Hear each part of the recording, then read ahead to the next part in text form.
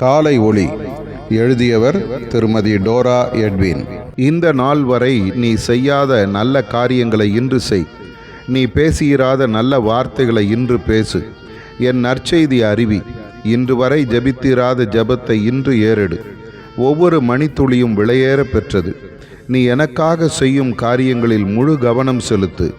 உன் சமாதானம் நதியைப் போல் ஓடட்டும்.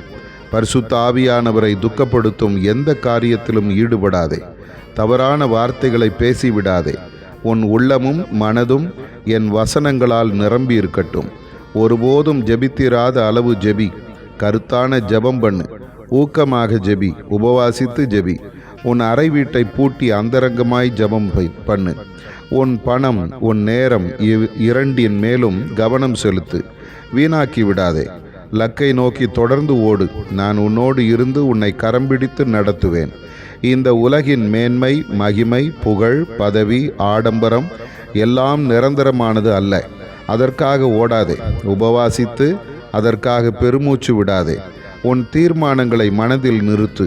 வெகு சீக்கிரமாய் என் வருகை சகல காரியங்களையும் மாற்றி அமைக்கும். புதிய வானம், புதிய பூமிக்காக காத்திரு. உன்னை பரிசுத்தப்படுத்து. பாவத்தோடு எந்த தொடர்பும் வைத்து கொள்ளாதே. உன் கைகளும் உன் மனசாட்சியும் சுத்தமுள்ளதாக இருக்கட்டும். உன் தேவைகளை நான் அற்புதமாய் சந்திப்பேன். நீ குறைவுபடுவதில்லை. உன் தேவை இன்னதென்று பிதாவானவர் அறிந்திருக்கிறார். ஆதார வசனம்: நாங்கள் ஞான இருதயமுள்ளவர்களாகும்படி எங்கள் நாட்களை எண்ணும் அறிவை எங்களுக்கு போதித்தருளும். சங்கீதம் 90:12.